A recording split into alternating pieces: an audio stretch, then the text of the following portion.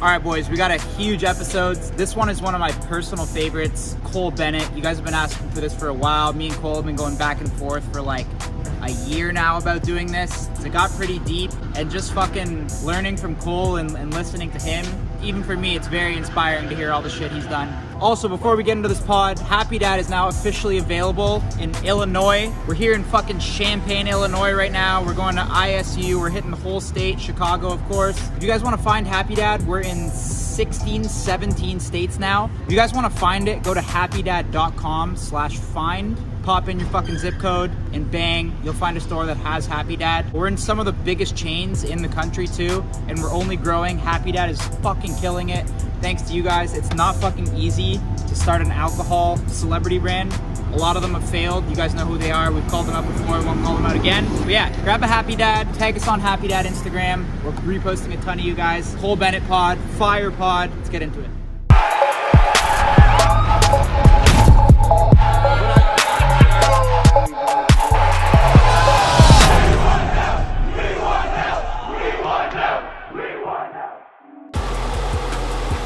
What's up, everyone? Sexy rug. Good. That's right. How are you? Good. The sprinter ready? You guys going to the weekend? Oh yeah. We're gonna go right after this. Gonna go to the good weekend. So. Oh my god, got a T-Rex too. I've never seen anybody else that has I'm one. getting a pterodactyl. Oh, it's gonna like be wired from the ceiling. What's good? What's up? What's up, man? Doing it. What's up, man? Damn, you didn't even change shirts or nothing? What? I don't live up here, bro. Yeah, hard fucking 20, 30-minute nap was amazing.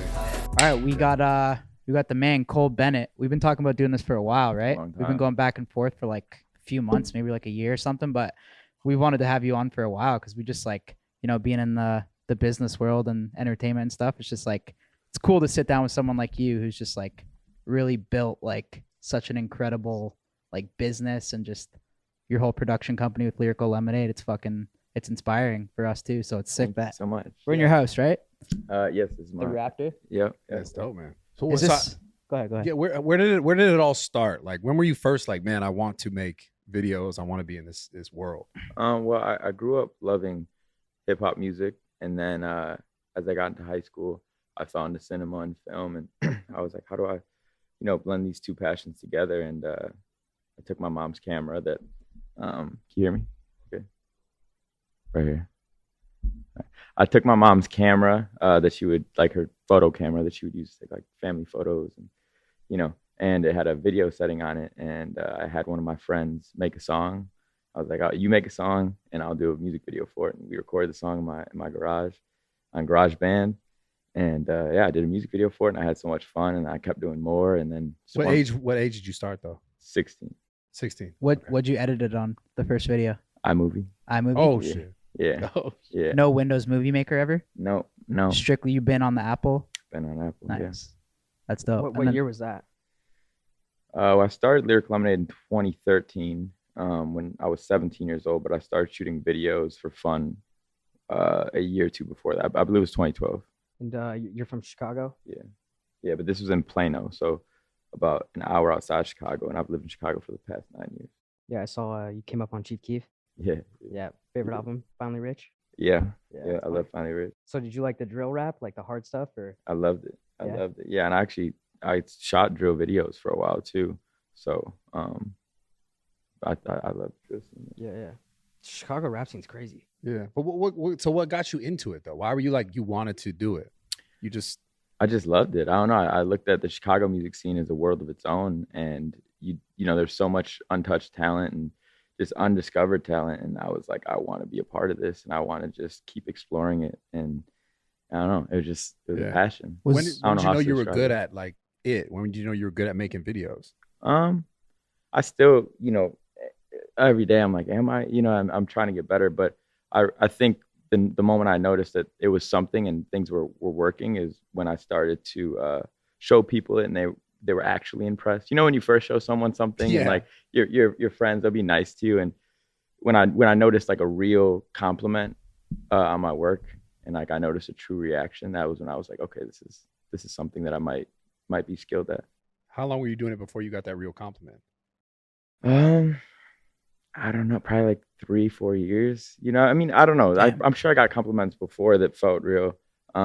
I don't know. It's a difficult question. Yeah. Well, Yeah. who was like the first big name where you're like, holy fuck, this guy fucks with my shit? Um, I remember Quavo reached out to me in 2016, and this was like when the Migos were on top of the world. Yeah. I'd only been doing underground videos at that time. I was like, wow. Like he DM'd you or some Yeah, shit? he DM'd me to work on something, and that was. You know what video he saw or like what? He saw this video I did. We saw a famous Dex video, and he saw this Alan Kingdom video, who's this artist from the Midwest. I'll never forget because I ended up shooting a video with Migos a few months later. It never came out, but I remember him showing Offset and Takeoff like this video I did. And it was so crazy. The video that he was showing them, it was like a video that no one really had saw. Yeah. So him showing them like showed me that he was really tapped in with what I was doing, which is cool. Is it true that you won't shoot videos unless you post them on your channel? Yeah. Weren't the Migos some people that they wanted it on theirs and the label didn't want you to have it on your channel? I never got that far in the process to know what that would have been like, because the video didn't end up coming out, but I was gonna fight for it to be on the channel regardless. There's been a couple videos that didn't live on the channel like throughout the years. I did a Wiz Khalifa video with Gucci a few years ago that I had to do it for my childhood self, you know. Yeah. But that didn't go on the channel. So there's been a couple that didn't, but yeah, over the last couple of years, nothing. Back in the day, were you just like shooting music videos, or were you fucking around with any other type of videos? Well, I took this multimedia class in high school, and I would do like little skits and things of that nature. Like funny shit? Yeah, like funny Like shit. YouTube type shit? Yeah, like YouTube stuff, but it was like for Okay. school projects and things. So I never put it out. And then I did a documentary on the Chicago hip hop scene when I was in college, not for college purposes, but just while I was in school. That was like 5 years ago.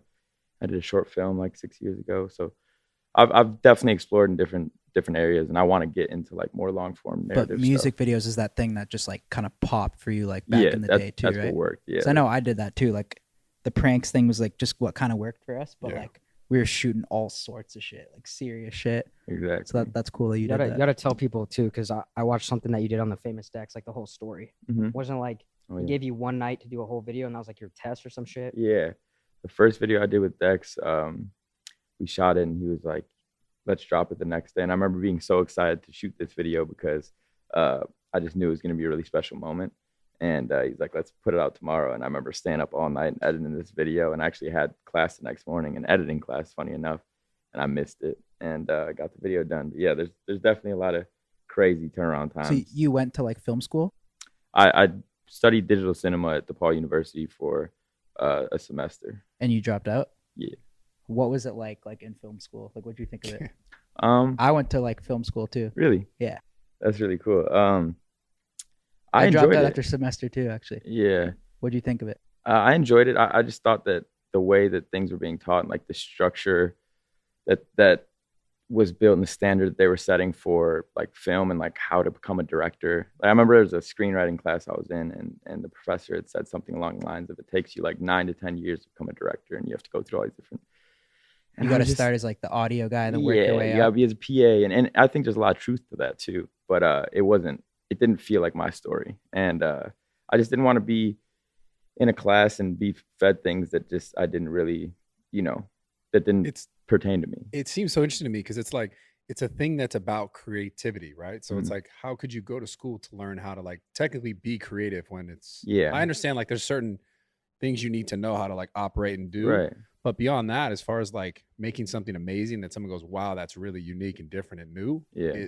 Like I don't think you can learn that at school. Yeah. Yeah. Yeah, there are a lot of technicalities that you can learn, but I think you can learn those things on YouTube. And I Right. would learn so much more in such a quicker amount of time on YouTube and tutorials. And it just that worked better for me. And I Yeah. was like, It's almost like, and also when you want to learn something, you're more quickly to learn it. Mhm. Than if you're like, oh, I have to go and I have to do this in class and do this for class at their pace. Like if you went onto the internet on YouTube specifically and was like, I'm going to look at this type of editing or this type of whatever style of shooting, Mhm. you're wanting to learn it. You're more eager. So it's almost like you learn it more efficiently. Yeah, absolutely. That's Yeah. what it is. I found too when I was in film school, it was just more like I wanted to like make like a business out of it too. Yeah. And like all the kids there were like into like Japanese films and I like remember you stuff told the like story. that. And I was like, that's cool, but I never understood like, it's like, yo, how are you gonna like kind of turn this into a Yeah. thing, Like that's what I felt. Exactly. And I think with kind of what I wanted to do with Lyrical Lemonade and what it's become, it was taking a very different route. You know, it wasn't a conventional way of doing things. So I knew that to follow the story that I want to create, it couldn't be done through, you know, the narrative of film school and how things are taught there. So when did you decide to just yeah. like pull the trigger and drop out? I threw a shot. There's a lot of different divisions of Lyrical Lemonade, and I threw so we do concerts, we have a beverage, we have the blog, we have merchandise, and so on and so forth. And so I've been throwing shows since 2013, and I threw a show with Lil Uzi Vert. It was his first time ever in Chicago, and I've told this story before, but yeah, I booked him for $8,000, and I'd been shooting a few videos, so I paid $2,000 to book Lil Uzi Vert in Chicago, and I announced the show about 2 months out, and by the time of the show, I think he was going for like $60,000, $70,000. Like you say 2K? I booked it. He was $8,000, but yeah, it was a $2,000. That's crazy. Deposit. So how did you get him for so cheap though? Because he was so small at the time. This was Oh, early shit. 2016. Oh, wow. But 2 months, so I booked him 2 months out, and by the time of the show, he was going for like somewhere between $60,000 and $80,000 a show. But you know, he had 2016. yeah, it's That was 2016. like his first album, right? Yeah. Yeah, it's right after his first album. Yeah. But did the show, and it sold out, and it was such a crazy moment.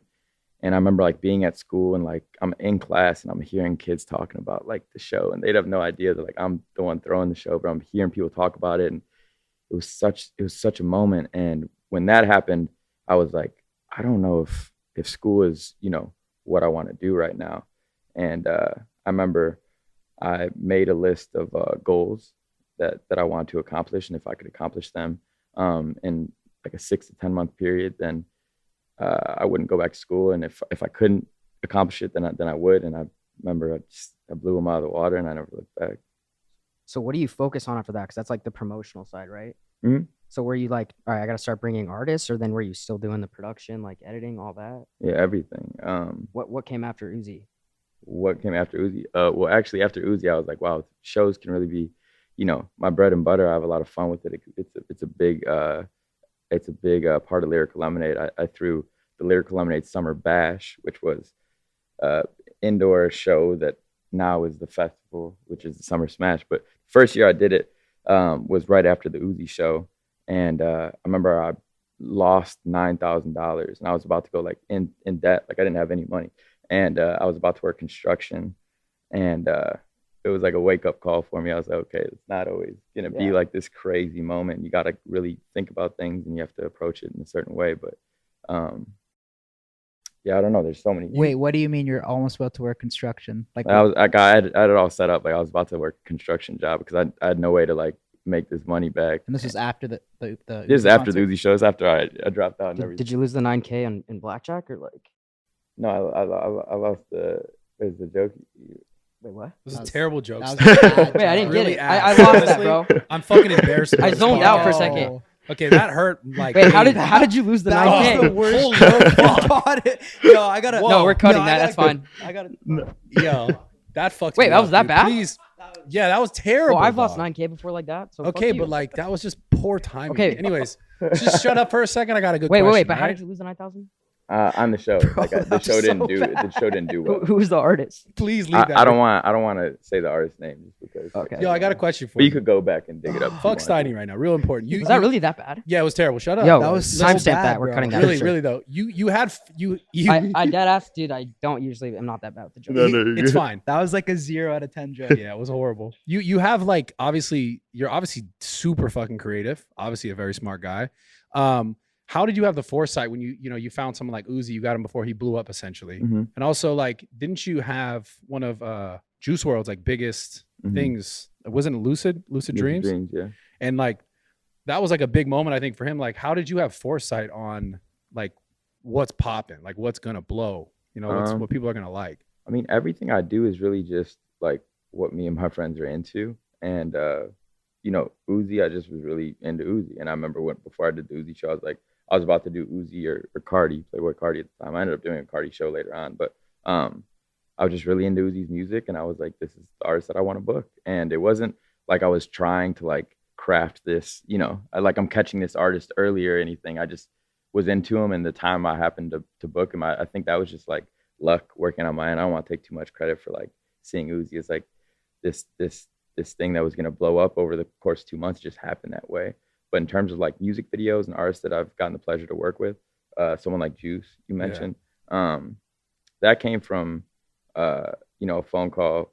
Bibby called me, and he's like, I have this artist that I want you to manage.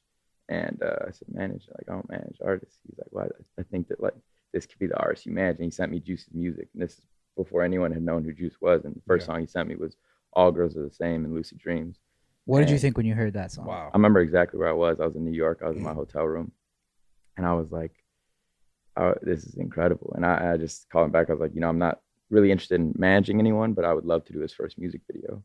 And to give you a gauge of like his engagement, where he's at, he probably had like 2,000 followers on across social. Fucking insane. Yeah. So when I got back to Chicago, he came over because he's from Chicago too, and we just hung out. We took some shrooms, we listened to some music, and then the rest is history. I think we shot All Girls Are the Same 2 weeks later, and then maybe Lucid Dreams a month or two after that. How do you decide, like, when you hear an artist and you hear the music and then they come to you, they're like, hey, I want to make a video. How do you make it come to fruition? Like, where do you start with, like, how it's going to look, how you're going to shoot it, the setting? Where does that whole process start? Well, when I listen to a song, sometimes it'll give me an immediate feeling, sometimes not. Sometimes I'll have to sit with it more and kind of just like relish on it and come up with different ideas. And usually I'll get a song, or a batch of songs rather, and I'll pick the one that I like the most. Yeah. And then when I'm writing a treatment, I'll just have the song on loop, and I'll just think and I'll think and I'll think, and I'll come up with an idea. It's kind of like a bass structure, and then I'll build off that. And like, you're thinking about how it makes you feel, or what? I'm thinking about how I make it feel, how it makes you feel. I'm thinking about how it might make other people feel. I'm thinking about, is there a theme to the song that I should follow? Should I completely break the theme and do something else? I'm thinking about color palettes. Like, it really is different every time, but sometimes I start typing and I let it go from there. And a lot of times I'll write something out and it's not the right idea, and then I'll backspace delete, or I'll send it to the artist and maybe they'll give me some recommendations and I'll rework it. And yeah, it's just I don't know how to explain it. Do they give you like a creative direction, or they kind of give you the creative lead? I've been thankful enough to work with artists that really trust my vision and just let me do what I want to do. Bro. That's very important for me, because that's part of my art and how I create is to be my creative vision. So there's too much input coming from an artist or something, I'd rather just not work on that video, and maybe we find another one that they're less. So you like creative control? Yeah, I do. Yeah. That's dope, man. Yeah, thanks. When you heard like all girls were the same in Lucid Dreams, did you know that like Juice WRLD would be as big as he would be? You never know. You have a feeling, and I definitely had a feeling. And I think once I met him and I really got to understand his heart and how his mind works and like how passionate he was, then I knew, because he was one of those people that like was truly passionate. He really loved music. That's all he cared about. And, people often say that, like, they don't care about the rest of this and that. And like, he really didn't care. Like when Juice blew up, and you have to keep in mind, this happened in an 8-month period. Yeah. He's one of the quickest rising artists of this generation, and saw stardom so quickly. And he just loved music. His music's just so fucking good though. Like, especially that song, like All Girls Are the Same. Like, you could turn that on at any time too, and it's just like such a fire song. How much do you think the music video does for like the plays and the streams? I think it depends. I think with a music video, you should always be trying to create a moment. That's why typically when I do a music video, I like to do songs that aren't yet released. Because I like when people hear the song for the first time, they're pairing it with the music video. So like, they have that visual experience as well. But I think if you can create a moment with a music video, I think it can elevate a song and catapult it. Look at like the first video that comes to mind. This might be a bad example, but the WAP video, with Cardi B and Megan Thee Stallion. I mean, that's all anyone could talk about. And then obviously it drives interest to the song, and it created such a moment that, I think definitely impacts streams and things of that nature. And it's cool to see your favorite artist, or, match a visual to your favorite song. And just, it's such an experience. I think beyond just the streams and stuff, I think that experiential moment is like really, really important. So going back to what you were saying, do artists ever, because you want to have that creative lead, are there ever artists that are like, that want to sit down with you and like go back and forth though, and be like, yo, cool, this is what I'm thinking, and or are you like strictly like, bro, I got this? It's there's been that for sure, and I can appreciate that. An artist that really wants to like sit down and be involved. I think it just depends on the artist and maybe what song it is and knowing like what their attachment is to it. And yeah, so there's sometimes. Yeah. How did you like assert that like dominance with like rappers and shit? Like I get now, like everyone's like they probably just trust you. They're like, dude, do whatever you want. But like back then, how did you like deal with rappers like kind of being divas, and like how did you just be like, yo, just trust me, bro? Yeah. Well, I had to eat shit for a long time. You know what I mean? Part of being within the rap space and just being in the creative space in general, anyone knows it's like it's really hard and a lot of people walk all over you. So I think it was just going through that phase, you know, playing the part, and then getting to a stage where it's like, I'm going to stand my ground and like just not do something with someone that doesn't, you know, see my vision or can't appreciate how I'm operating things. And that's just what it was. I think you get to a point where like every video like that I do is going to go on my channel. If it doesn't matter who the artist is, what the song is, I'm just not going to do it. You know, working with someone that might be a little difficult or whatever, I'm just not interested. And once I kind of really honed in on that self-integrity, I think that everything changed from there. But I had to go through the stages of like, you know. What taught you that though? Like what taught you that you had to hold your ground on that? Like did someone ever show you that? Did someone lead the way there? I can't think of a specific experience. I think it was just knowing that we kind of all control our own narrative. And like if we want to, you know, take control of our life and get in that driver's seat and build an empire, then we got to do it, you know, and the only way you can do that is you put your foot down and you know the direction in which you want to go. Was there ever any like earlier artists that like just didn't see the vision that you had and you were just like, you know what? Absolutely. Oh, of course. That's all part of it. Yeah. Don't want to talk about it. We can talk about it. I mean, I can't think of a specific instance, but I mean, there's that's just part of the game. Did you ever not get paid? And we're like, no, I'm not paying you. I mean, most of the videos I was doing when I was coming up was like I would do a lot of free work to begin with, but I've never had someone like agree to pay me and then I do the video and then they don't pay me. Right. Yeah. How does that work like with the label? They just come to you with a budget and then you're just like. Well, typically I'll get a song and if I'm interested in it, usually that communication is with the artist. Okay. I built a lot of beautiful relationships with artists, and that's how I like to work with people is, you know, directly me and them. And I'll start working on ideas and then I'll let my team handle that with the label. I try not to like get involved too much in the budgets or think about that too much. I try to just focus on the creative. And if it's possible, it's possible. And sometimes it isn't. And then you just keep it moving. Yeah. Yeah. Who came up with Lyrical Lemonade? What, like the name? The name. Yeah, the name itself. So I was in high school, 17 years old. I was in study hall, and I knew that I wanted to create a rap blog. I was bouncing all these ideas and names in my head. I was like, I don't know. Go home that night. I remember exactly where I was in the kitchen. I was sitting down on the floor. My mom's sitting up by the countertop with the cabinets and saying all these names. I'm telling her, I was like, I need help kind of bouncing some ideas for what I want to name this blog. And I was like, I know I want it to be something related to music, and then I want it to be like a fruit or a vegetable, because I was already thinking about like the marketing and the logo and everything. Like I want it to be fun and colorful. And we're bouncing ideas, and she said Lyrical Lemonade. And I was like, I don't know about that one. It didn't stick at first. And then I was like, wait, I think that's perfect. It's dope. Yeah. So my mom's like my best friend. She's an incredible woman. And yeah. How many times did you like, maybe no one was there and you were like in the studio and you're like, all right, I'm getting in the booth to try and see if I can rap? No, I never. Buddy, that was just you, bro. Never. That's some shit you would do, for sure. Well, it's got to be in the back of your head at one point, like, yo. I mean, I like freestyle with my friends and stuff like that, like just like playful. But so you never got in the booth throwing auto tune? No. Okay, I guess that is just me. No, people do that. I just never got into it. Definitely you, bro. Yeah. Strike two. So funny. Really? No, I'm just kidding. What's the relationship like with some of these guys? Like, who are you closest with? Some of the closest like rappers that you worked with?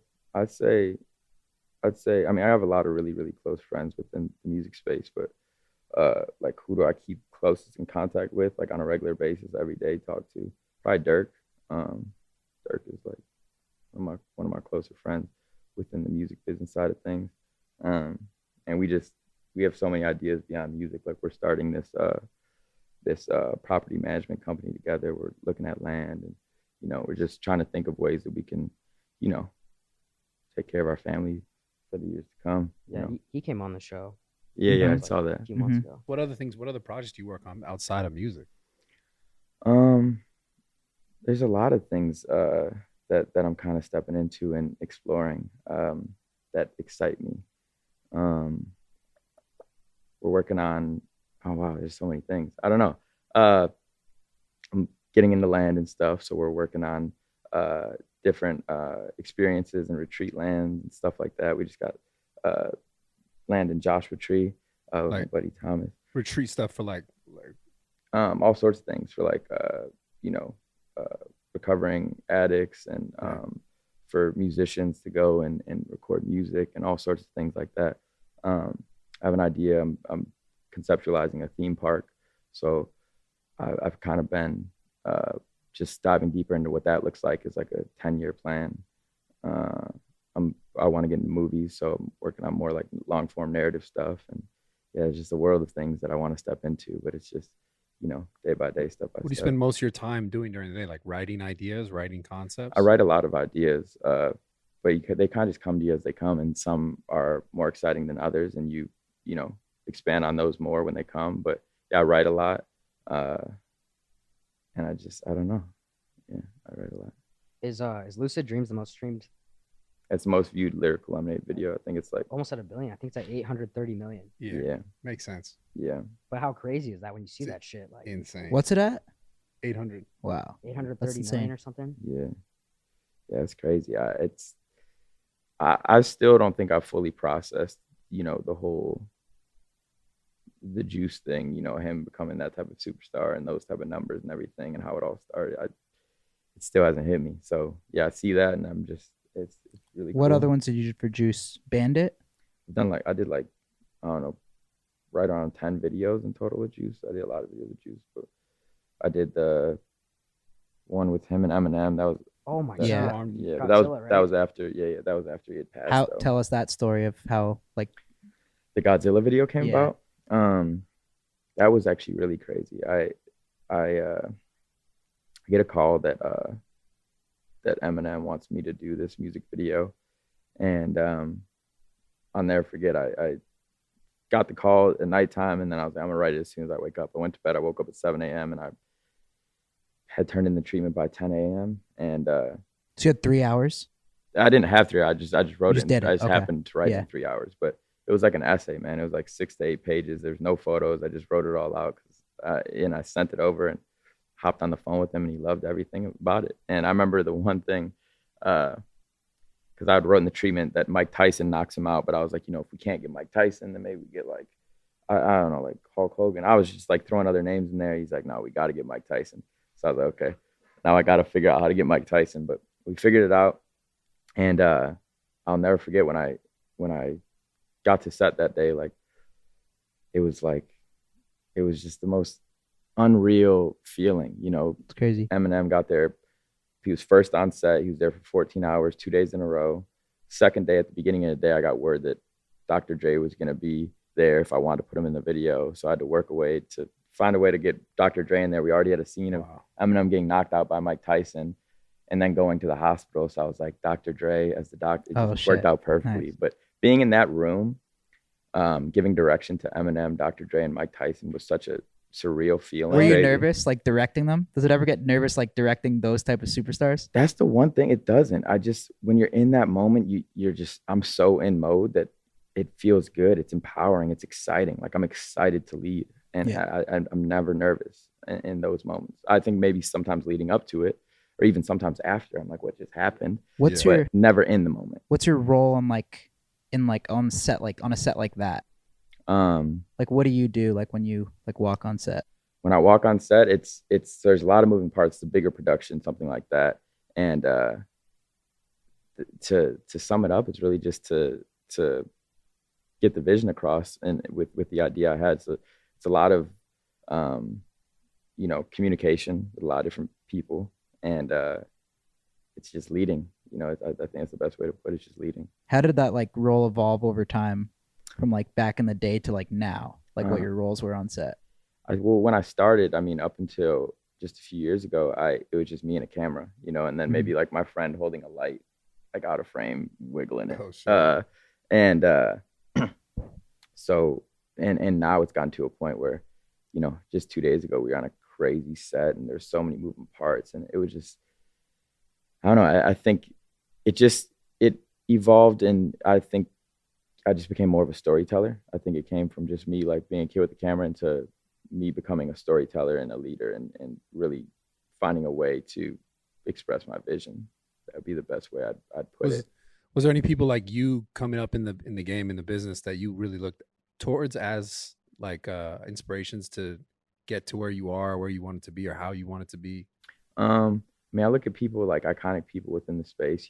There's Hype Williams and all these people, but that came up in the MTV space in the 90s and all that. But and then there's people from Chicago like AZ Production and D Gaines, who were like shooting those drill videos, and they were like the first ones that kind of did what I was doing as well.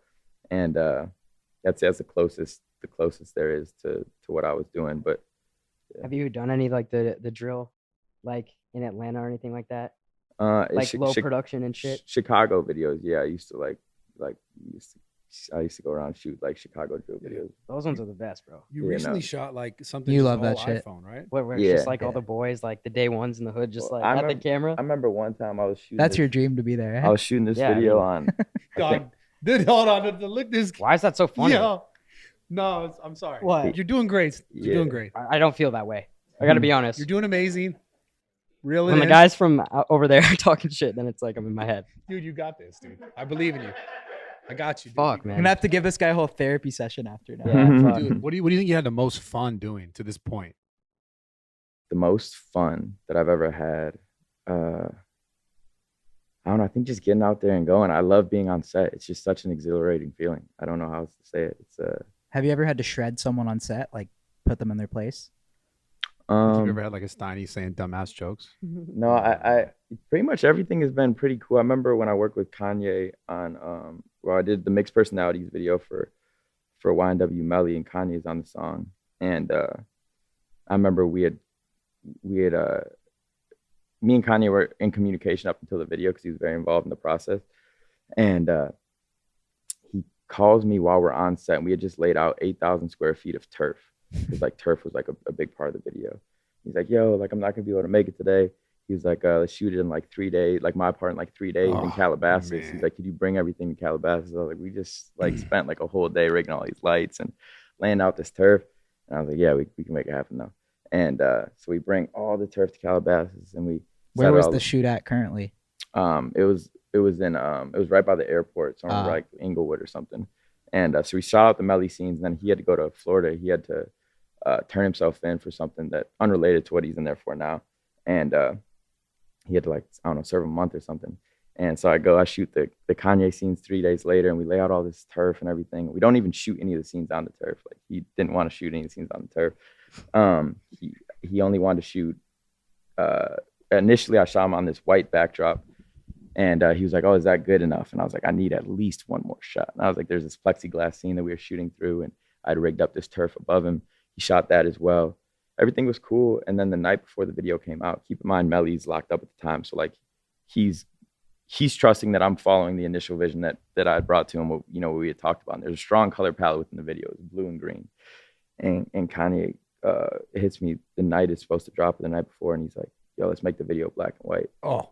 And I was like, man, like, yo, It's all edited and shit already? yeah, it's finished. Yeah, but what do you say to oh Kanye? my God. I told him no. I said, Did you guys get a texting war? Or? yeah, I wish I still had the You text. tried I wanna posting hear on, that. I wanna Fire hear tried that. to post it on Instagram. Like, That's why you just said no? No, I just told, I didn't say it just like that. I said, we have to kind of think about Melly here. Like, this is his song at the end of the day. This is his vision. He's also not here to have an input on it. So like, I really think we should follow the initial vision that we all had. And he's like, he's like, that doesn't match my color palette. Like, but he was on set the whole time. And this is what he told me the night before it dropped. But it's what you expect out of something like Kanye, out of working with someone like Kanye. And I actually really appreciated it because, like I said, that self-integrity element of like knowing what he likes and what's true to, his artistry. But yeah, that was. So was he cool with it in the end? He's got to Yeah, respect you at the end of the day for that. I'm not sure. Yeah. I think they do. Not many I people think stand up to that dude, bro. When it comes to I creative, mean, I what are you feel gonna like say?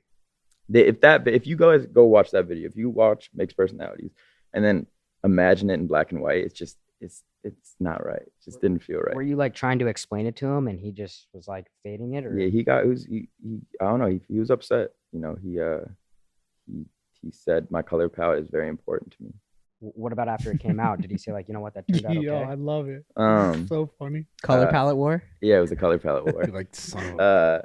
No, it was. Fashion. I forgot exactly how, and he agreed to it, and the video came out. And I mean, he saw what the video looked like.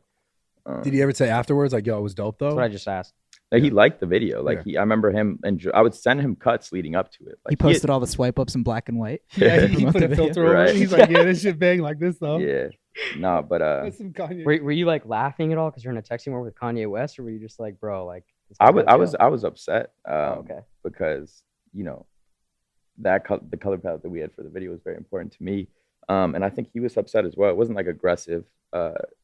It was a conversation. It was a debate. You know. Damn, Yeah. that's crazy. Yeah. Have you ever had any other situations like that, or just like that might have been the pinnacle of it? Definitely. I'm trying to think what it would be. But there's for sure been situations like that. Can't think of Who's any like the off most top easygoing guy you've ever worked with, of my head. or just someone where you're like, yo, I love working with this guy anytime. Really, I enjoy working with just about everyone. I really loved working with Juice. I love working with Ski Mask. Eminem is always a wonderful person to work with. With M, it's cool because it's like he's done it all. He's one of the best and the greatest of all time. And to see him be on set and be passionate, truly passionate, and like give it his all was really cool. Because I've worked with people who are, superstars who haven't even scratched the surface that he walks on, and aren't that way. So to see someone who's as successful as he is, to be as driven as he is still, that's cool. So, based on how far you've gone, right? To someone, it's like a kid upcoming. He's like, oh, I want to be like this guy. I want to make music videos. I want to be a director, like to the level that you're at, right? What would you say is the most important thing for that person to focus on as far as like to get there? Obviously, there's a giant road in between, right? But like to that kid starting out, like I guess to yourself starting out, what would you tell that young kid that's really important to focus on, or things to think about, or you know what I'm saying?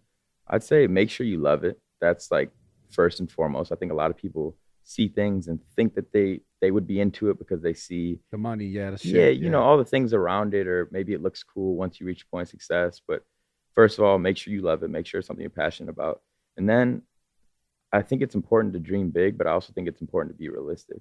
I never envisioned any of this. Like, I really couldn't have imagined this in my most wildest dreams. And I think being realistic and step by step with my goals was a really important part of the process. And I would say it that way. I'd say, take it day by day and make sure you're passionate, and one thing will lead to the next, and you just have to trust the process.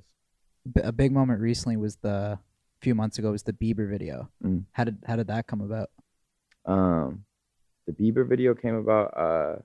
We had talked about doing a video like over the past couple of years. Like, there was always talks of it, and then we really locked in on Halloween last year.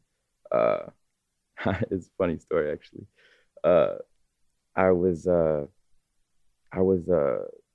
Me and Zach were the guys from Wayne's World, and I hadn't watched the movie recently. I'd seen it when I was younger, but Movie. Great movie, but I hadn't watched it recently. I wasn't fresh on it, And I walked in, and Justin walks up to me, and he's like saying lines to me from the movie, and like, I don't really know what he's talking about. Like, I understand what's going on, but like, I have nothing to give back to him. You know what I mean?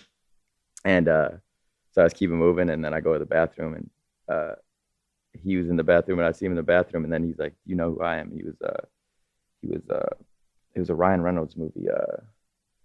Forget the movie. The dude's wearing like a dress shirt with the tie. I don't know. A new movie, right? Yeah, it was a newer one.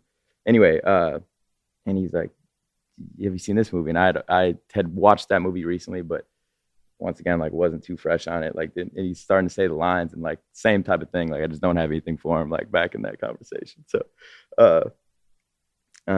So then we keep going, and then I remember I was sitting down, and he just comes and sits down next to me, and we just there's one shot glass. We're just taking shots of tequila and smoking a backwood and hanging out and talking about life for like an hour, and like really just had a great exchange. It was just really cool dialogue. And then I get a call like 3-4 days later that he wants me to direct his tour visual, like that he walks out to, and it's like this really cool message that they'd put together. And so I worked on that with him.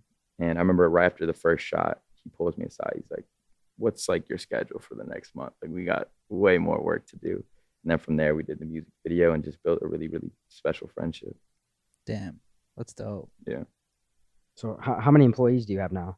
Really, it's like 8 of us. It's like 8 of us. Yeah. You still have the like headquarters in Yeah. Chicago? So everything's in Chicago. Like my primary home's in Chicago. Our headquarters in Chicago. Yeah, it's fun there. It's like our own little fantasy factory. You said you were on set a few days ago. You have anything coming out or anything you're working on? Yeah, I just did a video a couple days ago. I directed a video for Jack Harlow and ESTG. Oh, really, nice. really cool, and I'm excited. Is for that a new song or is it already? It's a new song. It's not out shit. yet, but that should drop sometime this month. And that was mine and Jack's first time being on set since What's Poppin'. Oh yeah, you did that one too. Yeah. So That it one's was at a diner, right? Yeah. Yeah, I remember What's that. it like to see Jack evolve since like What's Poppin' to now? The coolest thing, man. I think the coolest thing about Jack is just how he moves. He's so confident, self-aware, and I think that's a big part of his success. You know, he just knows who he is, and seeing him rise to stardom is no surprise for me. And I just love watching him navigate it all and keep his composure through, you know, the highs and the lows. It's a cool thing. His come up's insane. Like it's Wow. crazy from What's Poppin' to now. Like Yeah. he's like fucking like He superstar. Really loves this shit. You know, Yeah. that's what like sets him apart from like, that's what I'm talking about. Some of those guys, those select few guys, like really loves this shit. And he's very, very strategized with everything he does. Like he knows what his next move is going to be, and he thinks everything through. He doesn't overthink, but he's going to think everything. You could tell through. he's very smart. Yeah. You could tell. Can you tell like from people like who's passionate, who like could you tell like, yo, this guy might not be around that long? Just from how involved they are, or like I mean, you could just tell like exactly how involved someone is and how dedicated they are to the craft, and you know, how far are you willing to go? I mean, everyone is going to like, not everyone, the people within the music space that find success, they're gonna have that moment, right? And some moments are bigger than others, but it's if you pay close attention, like you see how some people operate versus others, and you know, there's a special theme that's consistent through all the people that are here to stay. Is it like a vibe? Is it like an energy? It's an energy. It's like people who are grateful and thankful to be there and Yeah. don't take it for granted, and know that it could be gone tomorrow, you know, but understand that they love it as well. You know, I think when people kind of get a little sloppy or lazy or Yeah. too comfortable is when, you know, you gotta be on it at all times. Yeah. Some people can't do that. What was it like working with Mac? And working with Mac Miller was probably like one of the biggest highlights of my career. I'd grown up listening to Mac. He was a very big part of my formative years. So that video came about. Carnage calls me. He's like, "Hey, I want to do a video." Carnage is a close friend of mine. So he names me off a few records of people who are on these different records. He says he has a Mac record. I was like, "Yeah, I need to do that one." And he's like, "Okay, cool. Like, let me call Mac." Calls Mac, calls me back. He's like, "Yo, like I called Mac," and I was like, "Yo, like, you know, this Cole Bennett kid, like, you can shoot it." He's like, "Yeah, like I don't fuck with him." And Carnage calls me back and he You tells me talking that. Carnage like Gordo? Yeah, Gordo. Okay. Diamante? Yeah. Shout out yeah. Carnage. Yeah, he's D. dope as fuck. Yeah. So he sorry, you said Max said that he didn't yeah, fuck with you? he said Mac Wait, said Max said he didn't fuck with you. yeah, but it was a joke. He's like, "I'm just joking." Oh. Yeah, no, it was part of the joke. So We it's a got good cut joke. off See, right that was a before that good part. joke. Dude. Yeah. I'm sorry. Get over it. No, this actually happened though. Fucking A. This is Gordo, Carnage, Diamante, whatever you want to call him. He calls me and he tells me, and I was like, "Damn, I was crushed." He's like, "I'm just fucking with you." He said he's down to do it. Yeah. So I got to LA like the next week, and Mac called me over to his house. I went, we hung out, we had some sushi, and I told him I had this idea for the video. We have like just a ton of puppies and like make it real simple and fun. And he was super into it, and we just kicked it off, man. He was incredible. He's one of those people, like, you know, I've gotten to work with a lot of my idols and people that I looked up to growing up, and he was the one that was like above and beyond the coolest, like everything I imagined him to be and more. Really? Yeah. Man. I'd say out of everyone, he was the one that was like, this guy is exactly what I wanted him to be. Damn, that's dope. Yeah. It sucks when you meet someone you like fucking look up to. You mean you're like, oh, this guy's a dick. Tell you. That's terrible. Yeah. Has that happened? Yeah. Yeah. Yeah. I guess we're not name dropping on that Yeah. one. Huh? Well, that's happened to you probably too. Yeah, it's happened to everyone probably. Yeah, I think everyone's When I first met experienced you, I was like, this When guy's probably fans- cool and you're a fucking asshole. So it's like, no surprise. You thought I was an asshole? No, I thought you'd be a nice guy, but you weren't. Oh, I'm Yeah. a super nice guy. Brad spends times with fans for sure. Always. Yeah. I mean, you showed up You late. try to that. dog This me is right a nice now. guy right I here. can tell you feel hurt because of those jokes. Dude. It's okay. All right, whatever, bro. No, it's okay. They know. All They good. know the truth. No, you're too. good. Yeah. You're All good. good. I'm not going out tonight. No, I'm serious. I'm going home after this. I saw you turn down like two, like what, like $30 million deals or some shit like Damn. It's a Mhm. brand partnership. right? Nah, it was so in like 2017, like when Lyrical Lemonade was hitting that first stride, like all the, you know, record labels wanted to make Lyrical Lemonade like a joint venture label. So we'd sign artists, you know, under them. And I was never really open to the idea of ever becoming a label or signing artists. I just loved being on the creative side of things. I just didn't want to be tied to an artist for a certain amount of time, and like our relationship is based on, you know, the success of their music Sure. or things like that. I just want to be creative and have fun. That's and an insanely make hard friends. thing to turn down though, because Yeah. you could fucking blow an artist up, right? Yeah, So that exactly. must have been, but that's never been somewhat tempting at all. Never. But that shows a honestly. lot to your character because I mean, like you really cared about what you were doing Yeah. creatively. Yeah. Because you could have taken that. Mm-hmm. But Yeah. you never think it'd be cool to like find an underground artist and blow them up, or you just don't want. That I mean, I was long-term already attachment? Right, doing true, that, true. and I thought it was so cool that I was doing that with. There was no, you know, financial tie with that. Right. You know, like I was doing it because I loved it and I wanted to help people and I wanted to make cool shit. Like True. that's way harder to me than like getting some $30 million deal and signing all these artists and then being attached to them and like, you know what I mean? Then Like you have to do it. at yeah, that that's point. just a side of the business that I was never into. I appreciate the people who are. You know, I think that there's people who are passionate about that stuff. It's just not me. What about like the money? It never excited me because I knew that the money was gonna come. You know what I mean? I'd rather the money come way down the road. It could be less money, it could be more money, whatever it be. But like for something that I'm into, and like I'd rather take the long route. That's always been my method, and that's just where I'm at with things. And I knew that since a young age. Like I can't let money excite me, because if money excites me, then I'm gonna, you know, get off this path I'm on. Then I'm gonna, you know, be motivated by the wrong things, or you know, Who taught you that? it's just always You just been- knew it. It's just me. I don't know. That's just Special. Yeah. it's So they just were like- both like record you. label deals. So yeah, one of them was a record label deal, and then there was another. It was like, I forgot the amount, but yeah, it was right up there for the lemonade for our beverage. It just didn't make sense.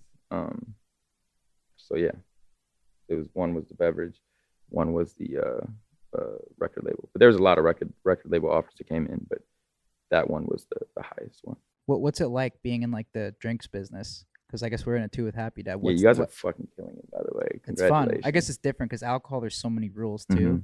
But what's it like? Like Well, how's that been on like the business side of that? the beverage side of things was so crazy. 'Cause I met with Gary Vee when I was in New York like 4 or 5 years ago, and he like records everything. So like we're talking, and like these records that he put on YouTube like 2 days later, and I was telling him about this idea I had to make lemonade. You know, the name just happened to be Lyrical Lemonade. It's always kind of been in the back of my head to create an actual beverage, an actual lemonade. And I'm telling him about it, and he puts this video out on YouTube, and I think like 2 weeks later, I had like a ton of samples of lemonade at my front doorstep of like the different, you know, companies sending me different formulas and things of that nature. And then kind of just spent that a whole next year, you know, me and my team like learning about the beverage industry and that space, and that was a lot of fun because there's so much to it, and it's so different than what I'm currently in. But I mean, you guys know, it's just a whole different world. It's crazy. I guess Yeah. the hardest part for us is just getting it on the shelves. You The guys are doing marketing's it, easy, man. but yeah, It's the crazy. I was at distribution's Target or somewhere the other day. I saw it and I was like, you guys are everywhere. That's Beautiful dope. to see. Hell yeah. Congratulations. Do you have anybody you haven't worked with yet that's like you've always wanted to, or you're waiting to hit you up? Drake and Tyler, the Creator, like the two people I haven't worked with that like I really would like to work with. Yeah. And Has me there and ever Drake have talked. Talk? Yeah. Yeah, we've talked about it multiple times. He hit me before, says, "Yo, I got the record coming tonight." It just never came. Why does it never happen, you think? I don't think there's any specific reason. I just think like it just the timing. You know, Drake's a huge timing guy. You just gotta just yeah, he's very strategized. It's just gonna be the right time. When it happens, it happens. I know it will happen. It's just a matter of when, and I never try to force it. Yeah. 100%. Forcing shit normally just makes it not. Yeah, it either doesn't happen or it makes shit weird. Yeah. Either or, not a good place. So just be patient. Yeah. Damn. Mm-hmm. Any hobbies or anything you do in your personal time outside of all this music stuff? Shit. I don't know. Someone just asked me that. They're like, "Do you have hobbies?" I was like, I don't know. I'm trying to build more hobbies. I like hanging out with my friends, like watching movies. No. Regular life, shit huh? that we all do. I don't know. How do you like stay humble with all this? It's not even like something that it's not like an intentional thing. Like I'm trying to stay humble or anything. I think it's just who I am. I think I like what I like, and I operate how I operate, and I like being around the people I like being around, and that's really the extent of it. I think there are moments that are like tempting, maybe to do this or do that, and I think you'll have those moments where you kind of step outside of your comfort zone, and then you'll realize like, okay, this isn't me, and then that humbles you and brings you back to be grounded in where you need to be. But I think just being aware is like the biggest thing. Be aware of every situation you're in. So has there ever been a period in your life when you're like, yo, like I'm drifting off in like a place I don't want to be like going? Yeah, I think so. I think like you'll find you have seasons of life where, you might you might be going out more, you might be doing this or doing that, and it's kind of like as long as you realize it and recollect yourself. But yeah, there's gonna be stuff like that happens all the time. I know when you get in the party mode, sometimes for us it's either like you're partying a lot or like you're not partying at all. You're just like dialed. Exactly. Grinding. Yeah, when you get too much into that party phase, it gets to be It's a dark hole.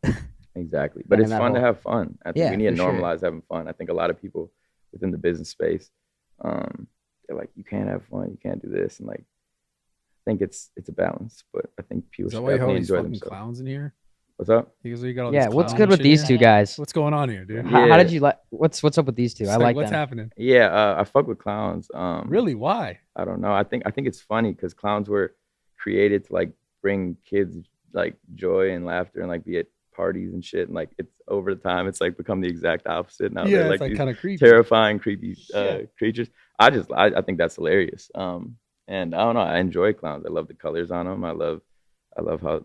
I don't know. Just tripped me out. I came around the corner. I was like, "What the fuck's going on in here?" Yeah, no. What the fuck's happening? No, it's dope though. I get it. It's cool. I like clowns. Yeah, clowns are hard. Damn, that's what's up. Have you had a project that like didn't do as well as you thought, or you weren't happy with the? 100%. What do you do when that happens? Is the artist upset or like? That's a really good question. I think an artist, yeah, I'm sure they're bummed out. Like I think when anyone does anything, like we want to perform well. Of course, like that's just the name of the game, right? But those are good moments when you have something that might not, become what you expected it to be, because it grounds you, and then it also makes you realize two things. Not everything is going to be like a huge success, and then also like let me not like have expectations. Let me not fall in love with the idea of results, and let me just so important. I think like we need to have those moments where like we unlearn the idea of everything being super successful. Like it's good to like have balance. It's good to have those moments, and we learn so much, and those contribute to, successful projects moving forward. That's how you actually get there, right? It's like if you're always caught up in like it needing to be this way, and you're chasing this thing, sometimes it gets further away from you. Yeah, and it's dope you realize that, man. That's probably why you have so much success in what you do, because it probably allows you to focus on the moments, like getting it done, like the smaller portions along the way to the bigger vision. Yeah. Because I know you said you were talking earlier about like not getting caught up in that and getting like piece by piece. Yeah.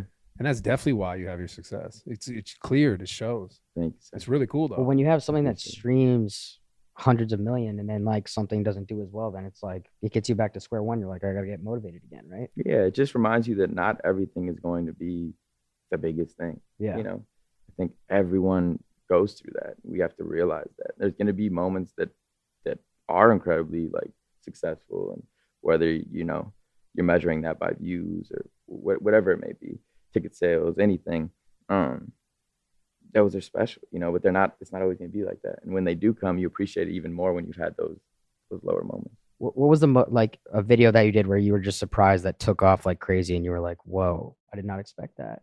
I mean, just a couple months ago, put out the Central C video, the Doja video, like 40 million views in a month.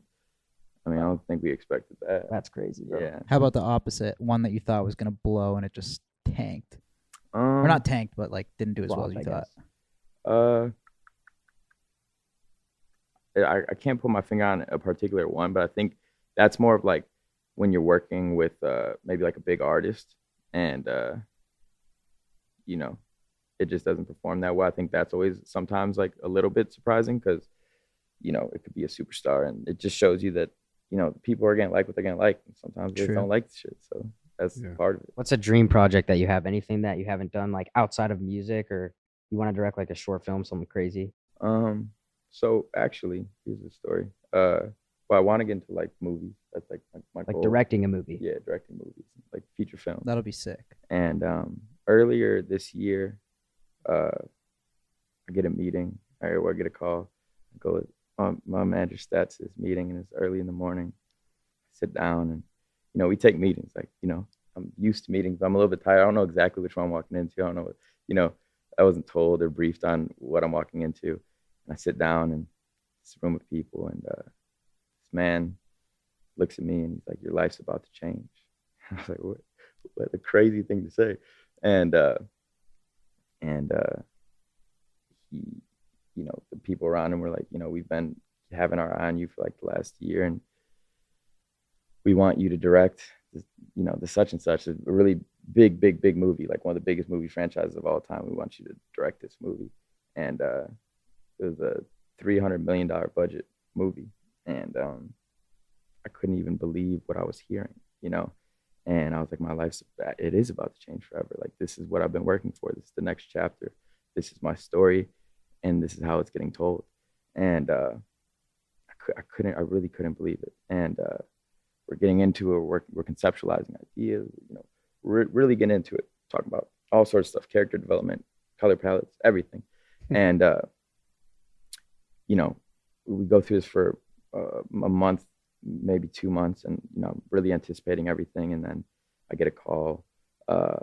One of the heads at this very large studio house was replaced by someone else, and then the new people came in and essentially said it's too big of a budget for a first time director, and so it was like feeling like the craziest moment of my life about to happen, and then feeling it like fall right through my fingertips. In the same week, my brother passes away in a fire. Like, it was like the craziest like time period. And then like I went through like this stretch of depression, and then I pulled myself out of it. It was like a low point, and I pulled myself out of it. And now I look at that, that little moment of life is like one of the most life-changing, impactful moments of my story. But yeah, to answer your question, I want to get into movies, and like there's been some opportunities that have been getting brought to me, and I'm just kind of feeling it all out and seeing what makes the most sense. Yeah, fuck his question. I want to talk about this time in your life that was really like tough. Was that, how long ago was this? This is March, April. Yeah. This year. So what yeah, it's recent. Like, what did you learn most, like, glaringly through it? Like, what did you think you learned about yourself the most? I think, well, there's a few things, right? The brother passing and this movie opportunity, two different things. The brother thing, I'd say I didn't know how to process that moment, and that was really difficult for me. I've had a lot of loss in my life, and that one was one that was really difficult for me to process. And I think finally getting to a moment where I did process it was very healthy for me to like accept and understand loss in any area and aspect of my life. And then with the movie, when I pulled myself out of it and how I look at it now is like, it made me so confident. You know, there's two ways I could have taken it. I could have gotten super discouraged and felt like I wasn't worthy, you know, or valuable or ready to do something like this. But I took it as, this is one of the biggest studio houses, one of the biggest movie franchises of all time. And they took their time to think that I could be the one to direct this. And that gave me the confidence. I've always been so hesitant of how I take this next step in my career because it's a big step and it's intimidating. And I think it gave me the confidence to do it and start exploring it more. So I'd say that's what I learned. Do you believe like everything happens for a reason though? I do. I don't think anything is a coincidence. Like that opportunity just wasn't meant to be. Is that how you look at it? Yeah, absolutely. And it was a beautiful opportunity. And I literally told them, I said, there's no one better to direct this film than me. And I know that. And to this day, I know that. But there's also a lot going on in my life in other areas. I'm building a whole company still. And there's a lot of things I'd have to put on autopilot to get myself in mode for that, which I was getting ready to do.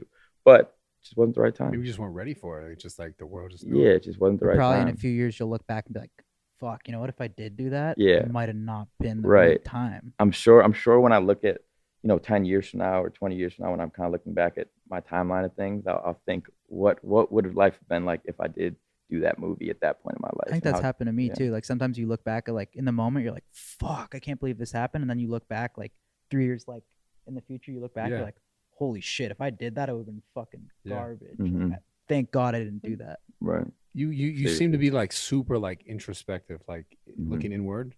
When did you start to develop that in your life? Like, do you think it's because you're so creative that you think about yourself? And I think honestly, I don't know if I was like that when I was like younger. I'd have to ask my mom or maybe some like childhood friends. I don't think I was like that when I was younger. I think when I went away to college for the first time, you ever have like I'm one of those people where like I always miss like what just happened like a chapter before me. Like I'm not great with change. So that's how it was when I was younger, at least. Like when I got to college, I like missed all my high school friends so much. And like, I missed like being home with my family and all these things. And I remember going through this phase where I was like, I just need to like work incredibly hard and become so busy that I can't feel any emotion. And like, I relate to that. Yeah. That's my whole life. Yeah. And I think when I tapped into that, I don't know. I think I don't know how the two tie together, but there's like an introspective element that came with it.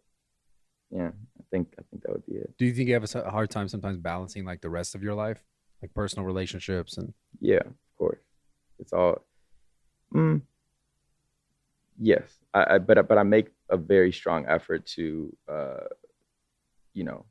maintain, the friendships, important relationships in my life, my family, and people that I love. So yeah, it's a priority of mine. Do you think you had to get better with that over time? Yeah, because we're on this this never-ending battle of learning how to find balance, but we're getting better with it day by day, right? So yeah. Shit's consuming, man. Yeah. That's the hardest thing, right? It's like this never enough thing too. It's crazy. It's interesting. It's crazy. That's probably something we all struggle with, right? How old are you? 26. Okay. Sharp.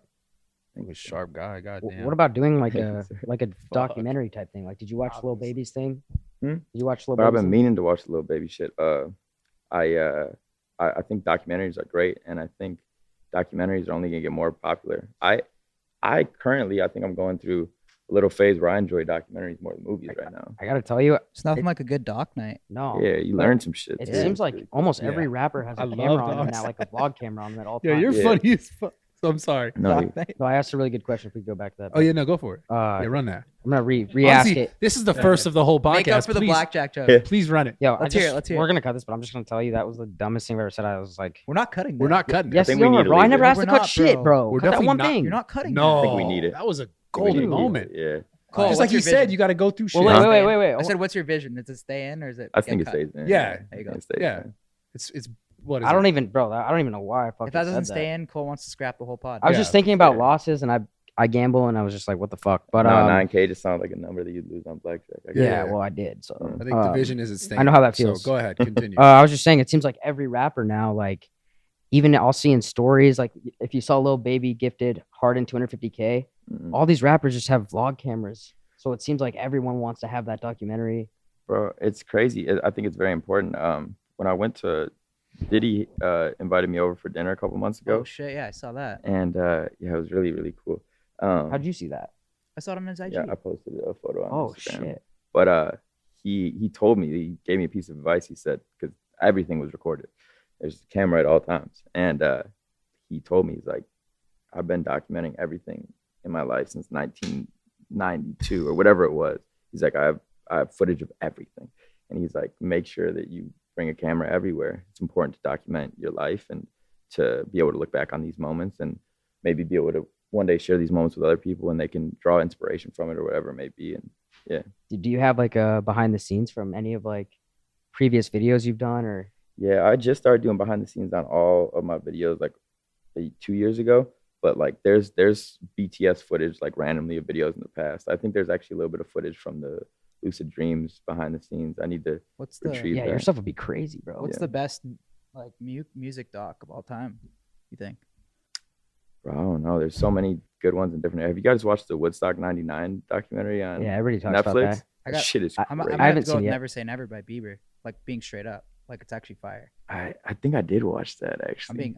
That's my That's fine. take. I'm It's not inspiring. beast. I like it. No one's saying You seen anything. it? No, haven't seen it. I'll Probably not plan a gonna night, watch we'll all that, sit but down I and saw watch it. I'm gonna miss that one. It's fire.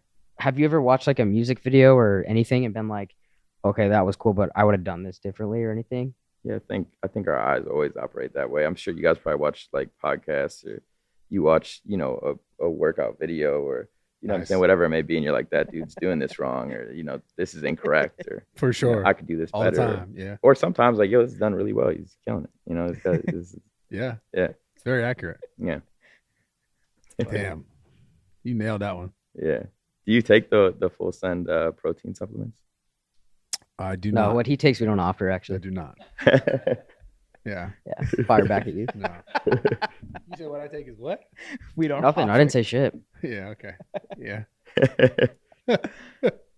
So you guys are hitting the weekend tonight? Did you go last night? No, I didn't go last night. I'm gonna go tonight though. How like are you just plugged up? Like any show you want to go to, you're backstage. Like you just hit somebody up and then you're there. I mean, yeah, if that's like where I want to be, then yeah. But do you like going to shows and like seeing these guys perform live? I really enjoy it. And like someone like The Weeknd, you get to like admire like, you know, a superstar Yeah, he's at a- work, you know, like that's like you know, you only get those type of artists once every few, you know, as a generational artist. So it's That's gonna be crazy. cool to watch. 2 fucking sold out shows. Everything's sold out. What's the capacity of where he's 60. Yeah. 60. We just did Nab Fucking earlier nuts. today, so he was talking about the weekend too. for real? Oh yeah. He sells out everything. Huh? He sells out everything. Yeah. It's insane. He's one of the guys. He's one of those few. Have you ever worked with any of these guys like when they were earlier on and you just saw the money catch up to them and they just weren't the same person? Yeah, absolutely. Absolutely. You Is that keep like- wanting to name drop. Huh? Yeah. No, You but want I'm those just names? no, Yeah, but no, I'm yeah, just it's all asking. Like, good. does that kind of bother you when you're like, bro, like, No, I don't think it bothers me. I think everyone, you know, we have to understand that like everyone grew up differently. You know what I mean? Everyone has different perspectives on life, and I try to like always like understand that in every moment that I'm in. So when I see someone act a certain way, like that's what they're doing, and there's probably a reason for why they're acting like that, or maybe you know success came at the wrong point in their life, or whatever. They're just not mentally grounded enough to handle that moment, or whatever it may be. And I just try to be open minded about all those things. So you gotta let people do what they do, and I never offer advice unless it's asked like for. So I don't know. I think it's interesting to see how people handle success. yeah, for sure. Smart motherfucker right here. Yeah, it's Some pretty shit, crazy. that's what bro. I would say. Though. Straight up. Well, that's why I wanted to do this one. It's Damn, just bro. fire I'm to learn, impressed. right? Thank Cool. you, man. That's why I'm so curious. Where does it just comes from your experiences, life experience? Or I mean, you dealt with a lot of loss, you said? What did you lose? What did you lose in your life? Well, I lost my I grew up without a dad. My dad committed suicide when I was 2, so I was raised by my mom and my 2 sisters. My mom obviously worked a lot, and my sisters were incredible. My mom is like a one-of-one lady. I could talk about her all day. We could have spent this whole podcast talking about my mom, who would have like had Wow, stuff you to really talk hit me. about. I lost my father when I was 6. He hung himself. My dad hung himself too. Whoa, Yeah. that hit me. So I think that, and then, you know, the Juice thing was, you know, a big loss in my life. Mac impacted me, you know, and then my brother. So I'd say those things for sure. But I would give credit to my mom. I don't know, like I don't know. I give credit to my mom for the compliments that you're throwing at me. I appreciate them, but I'm sure she would too. Yeah, man, it's crazy. Fuck, you figured it out. Thank I'm impressed. you, sir. I'm really impressed. You ever think the rap scene's gonna change? Because like all these young dudes, like there's a lot of young guys that are passing away young, right? Mhm. And it's like it's happening a lot. Yeah. Think that's ever gonna change where people are like, fuck, man, we can't be taking all this shit and doing things a certain way? It's a really good question. I hope so. I hope so. I think there's, you know, drug usage and all these things they're very normalized in music and especially in rap music. And yeah, I don't know if I have the proper answer for that. I don't know what's gonna happen, but I hope that it gets better. Yeah. It seems like it's hard to be that guy that's like, yo, you gotta chill out to tell somebody that. Yeah, I think it's all about how you bring it to someone. I think a lot of people are like get defensive, you know. Sure. And I've learned that like people who are addicted to substances, like if they want to change, then Yeah, they're it's up to like them. then it's up to no one could tell them. So I think like leading them to the water is always great, but being very not being too forceful with anything, because then you guys are gonna separate, you know. Sure. You guys push each other away. So I think helping someone recover or like, you know, break through addiction is just being there for them and like, you know, spending good time with them and being like a positive force in their life. Mhm. And then that can maybe inspire them. But if they have to make the change themselves. I'm sorry. I want to go back to this dad thing. Mhm. I'm just so interested in this. Why do you know why your dad took his life?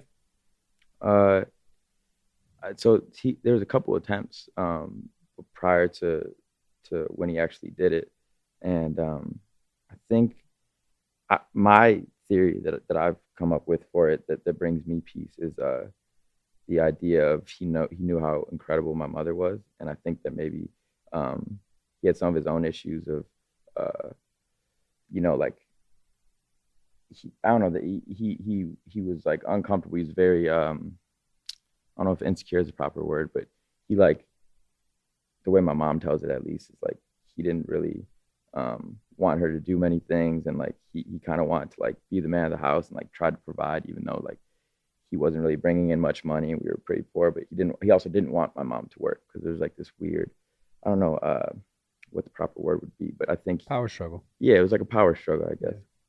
And I think he saw the potential in what my mom could be and how she could raise, you know, all the children. And I think it was like a sacrifice that he made that he knew he had to make that would, you know, take our family in the best direction possible. I just feel like he knew he couldn't be the provider that he should be. Where did it when you first were confronted with that? Do you remember? Obviously, you're very, very young, but your first, I guess, realization of your father's gone. Mm-hmm. You know, how old were you? Probably like 5. I remember like all my friends obviously like had, you know, 2 parents or dad at least, or whatever it may be, and I remember like they'd play catch and like, you know, their dads were football coaches and things like that. Yeah. Like I played football my whole life, and, like sports and stuff. So I remember just not having that, and that was like always you know, that was something that I always noticed, you know. And that was but my mom would play catch with me in the front yard, and like she tried to play both roles, so she did a really good job of that. But yeah, I'd say like, you know, dad's just doing dad stuff with their kids, and those being my friends, and like seeing that and noticing like I didn't have that, you know. Yeah, sorry. Yeah, I'm not trying to make it all sad and shit. No, you're good. It's I I'm just don't talk about it often, so it's enjoyable when I do. Do you think it changed you? Do you think it made you think or look at life differently? Because I know it changed me, man, for sure. No, I think 100% it changed me, because it put me into a different role within my family. You know, I felt like I was like I had, you know, I was on a mission Be more in charge to, you know, lead and take care of these amazing women in my life, and, you know, be the man of the house kind of thing. That's probably why you're in the position you're at now at such a young age, right? Mm-hmm. Being in those like circumstances where you talk about like with M and Dre and all these this amazing place that you've come to at 26 years old is like so fucking impressive, man. Like it's Yeah, incredible. just sit back and be like, what you've accomplished, like holy shit. Like you're not like 40, you're not, you know what I'm saying? You're so young doing this. Yeah, no, it's crazy. I think sometimes maybe it's always moving, so you never stop, and like I think it's important you stop and like take account and take inventory of the things you're thankful for, and then you just keep on moving. But I feel like I'm living in a dream every day. Like I'm very, very thankful. I'm very happy. Like I'm having so much fun. Like I'm in the best state of mind I think I've ever been in right now. And I think a big part of that is just remembering every day to be like very, very thankful and like understand that like this is a very special and unique life. And, you know, I get the opportunity to, you know,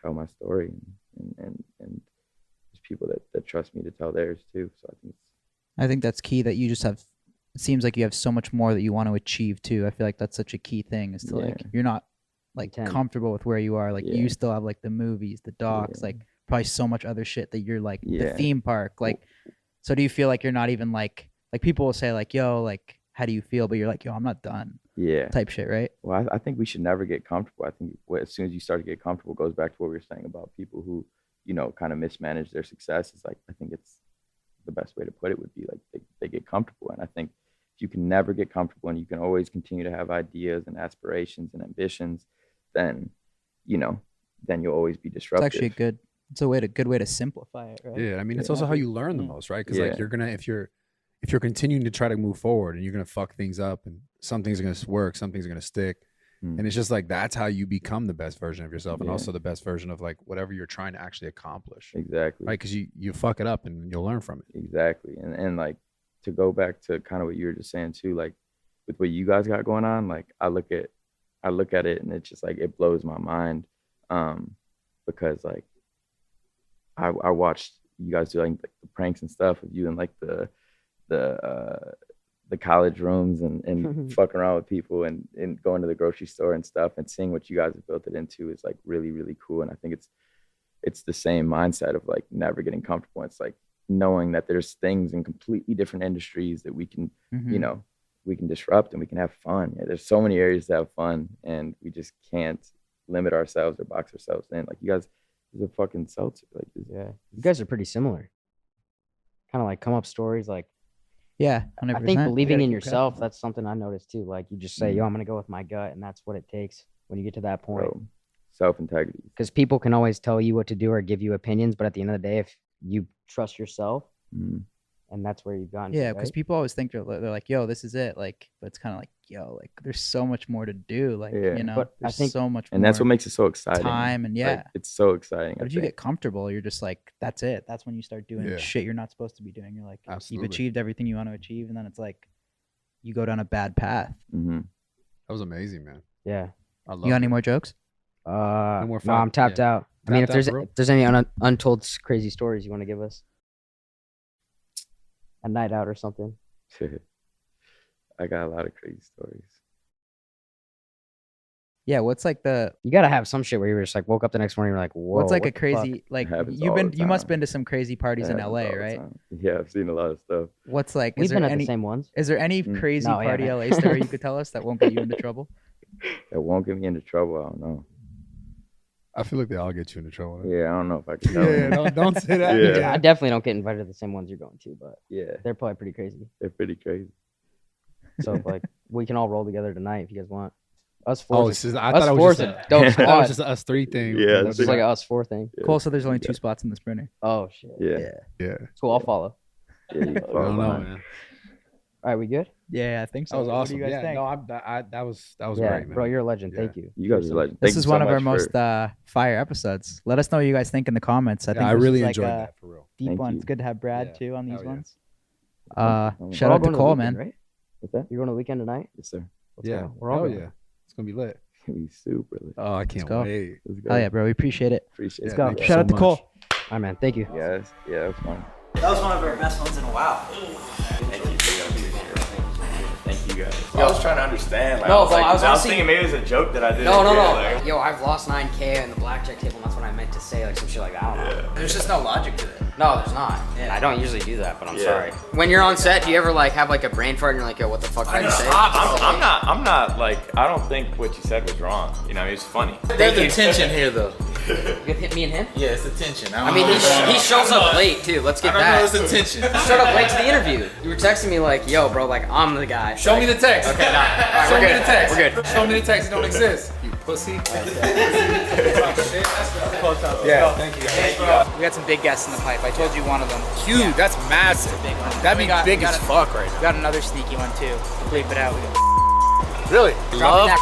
Let's keep it rolling. Full Send podcast. I mean, what a job to be able to sit down with people like that. Yeah, it's That was amazing. lit. I enjoyed the fuck out of that. That was one of my favorite ones. Make sure Yeah. you guys subscribe. Subscribe to the Full Send podcast. Let's get this shit to 2 mil and get ready for another episode.